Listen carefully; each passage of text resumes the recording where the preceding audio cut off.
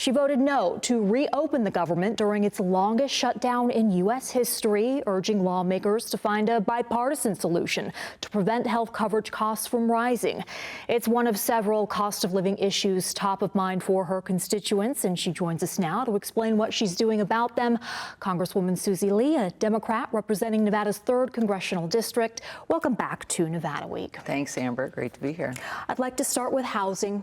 There's a report from the lead center for real estate at UNLV. It says that the Las Vegas housing market is largely unaffordable for much of the local population. And among some of the recent action that you've taken to address this, you have called for more transparency into big corporate landlords. You have also helped to reintroduce the Southern Nevada Economic Development and Conservation Act. Of those two, which is priority for you?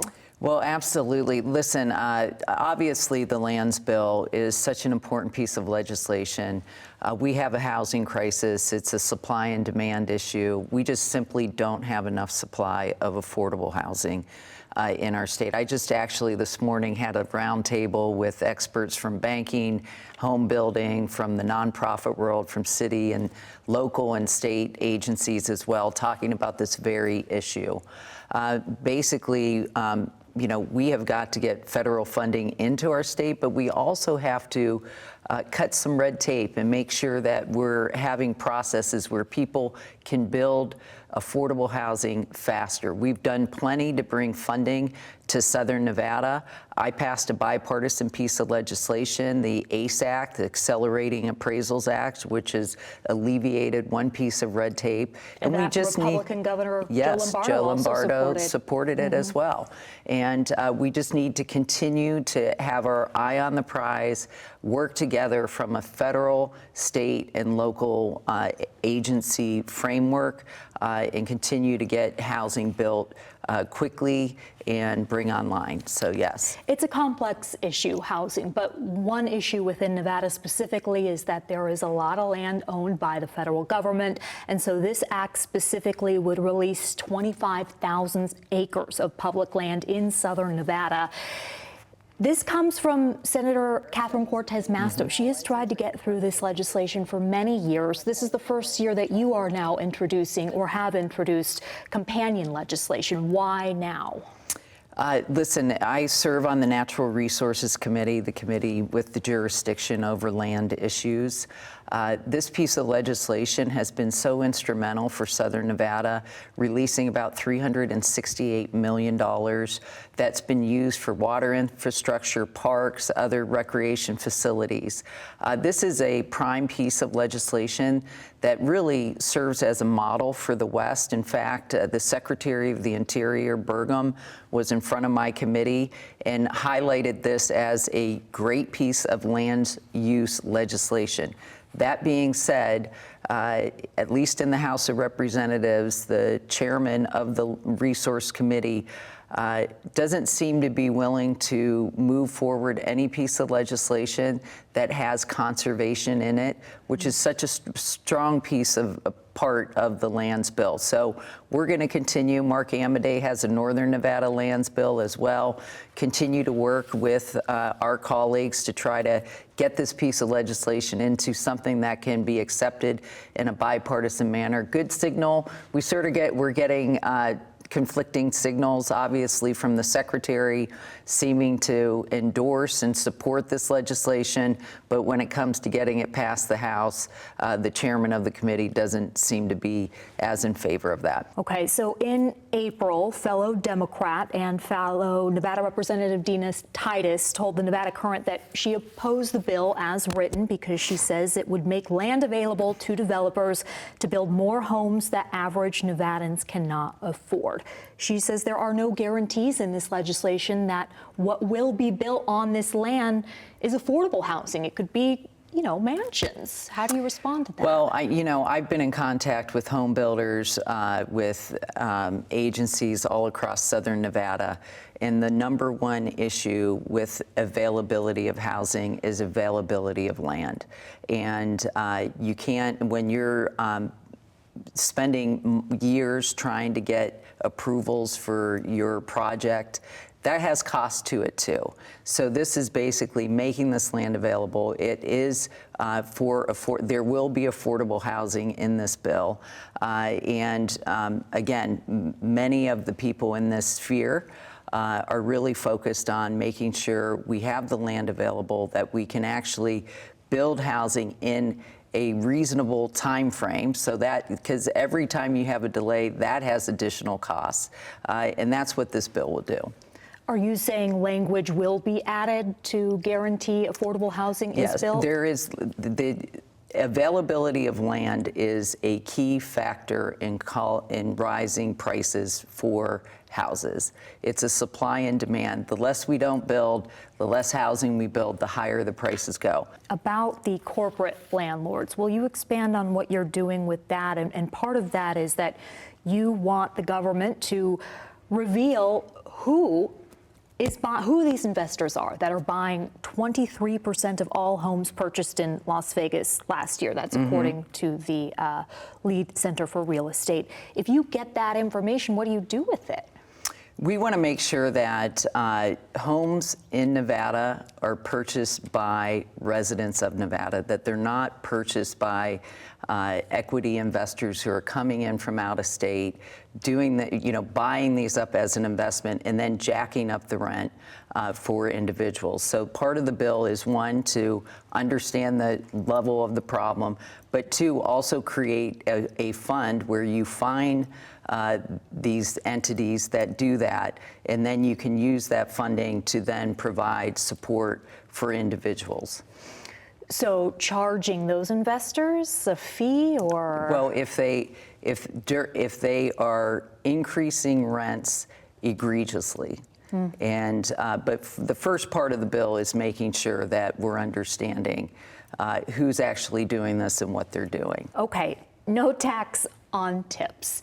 There is a version of it in the One Big Beautiful Bill Act. I know that you call it with language that we should not use on public television especially, but that version of it that did pass, it got a little bit more clarification in recent weeks on how it's going to work. The IRS says it will temporarily delay the enforcement of a provision that would have kept certain service workers from claiming the full $25,000 income deduction. Is that enough for you? Listen, I am proud that we supported the TIPS Act, which was passed unanimously in the Senate. Unfortunately, Mike Johnson did not bring it up in the House. And this was back I am glad that the president has taken our lead and that Republicans did include a provision of provide no tax on tips in this bill. But it's a start, in my opinion, and we can do so much more. And that adjustment that you just mentioned is one example of what can be done. Also, these tax breaks should be permanent. It's only my one complaint about this is the tax breaks for the wealthiest Americans that was included in this bill. Those are permanent. But these tax breaks for our service employees, first of all, their income is capped. So if you earn over $150,000 as a couple, you have a cap on that. Whereas if you earn, the wealthiest Americans aren't seeing their tax breaks capped. These sunset in 2028. So we can make this better, making them permanent. Making sure that we have guardrails so that people aren't reporting some type of investment income or, just gaming the system, that it's really applying to true tipped workers, and then removing the caps and making sure that they have availability, that this tax breaks applies to everyone. So I think this is a first stage, and I think we can do better for our tipped employees here in Nevada. And that's what we included in the TIPS Act, which had passed the Senate prior to this. Mike Johnson failed to bring it up for a vote in the House and instead included these provisions. So we can, I think we can improve it, and that's exactly what we want to do. The cap you're talking about, $25,000 income deduction, phases out at $150,000 for individuals and $300,000 for married couples. And yes. Yeah, it's important to make that clear because, well, there was this political article about Democrats taking believing that they are responsible for the initial discussion around no tax on tips and who gets to take credit for it. Republicans believe they should.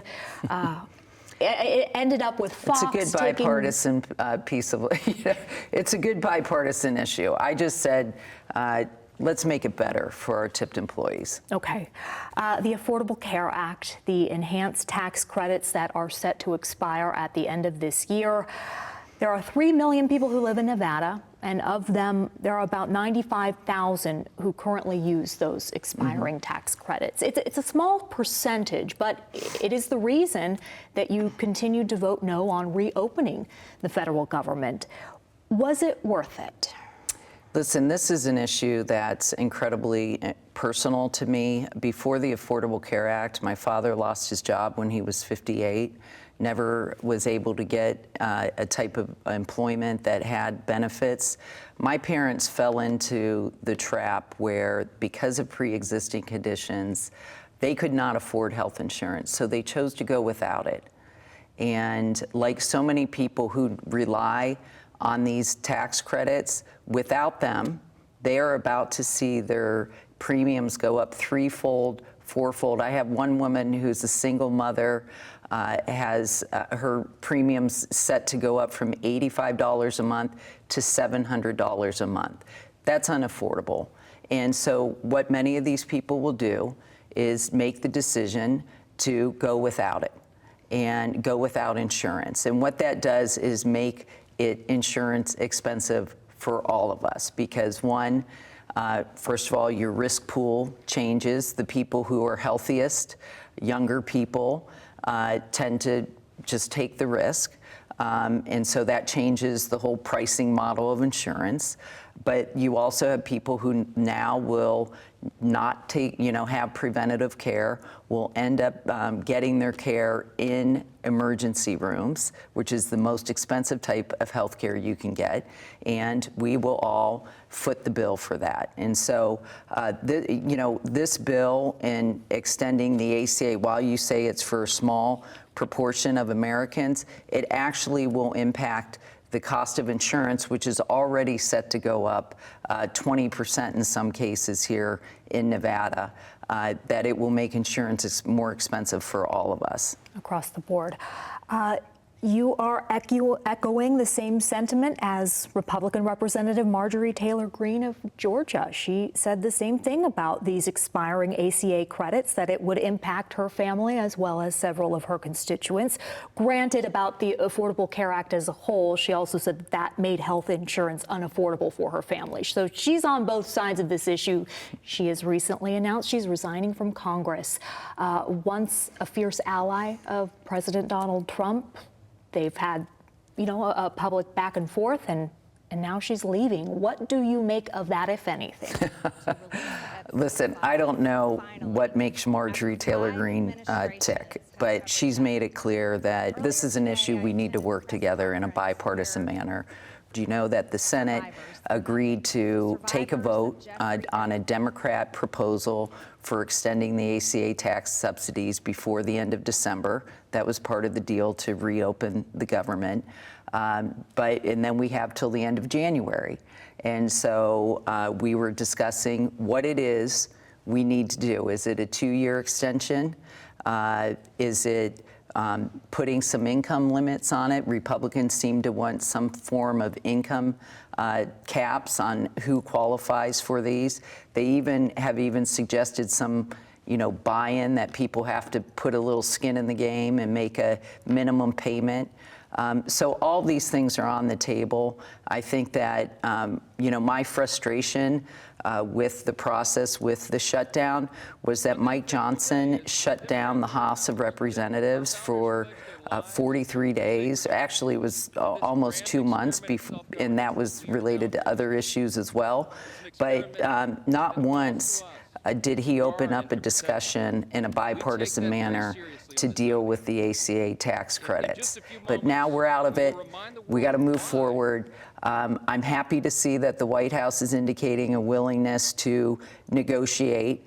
Now we're starting to see how House Republicans negotiate and senators. And so let's get to a plan where we can continue to support. And again, there's a lot that needs to be reformed in our healthcare space. There's PBM legislation on pharmaceutical pricing that maybe that's part of the bill. Republicans are talking about, instead of doing tax credits, providing savings accounts to individuals. I'm not really sure I'm as big of a fan as that, because I think if you're really worried about reducing fraud, I think it may open up the door for additional avenues. But let's have those conversations, which Mike Johnson did not do for almost 2 months on this issue. And I find that a dereliction of his duty to the people of this country. Congresswoman Susie Lee, thank you for joining Nevada Week. Thanks, Amber.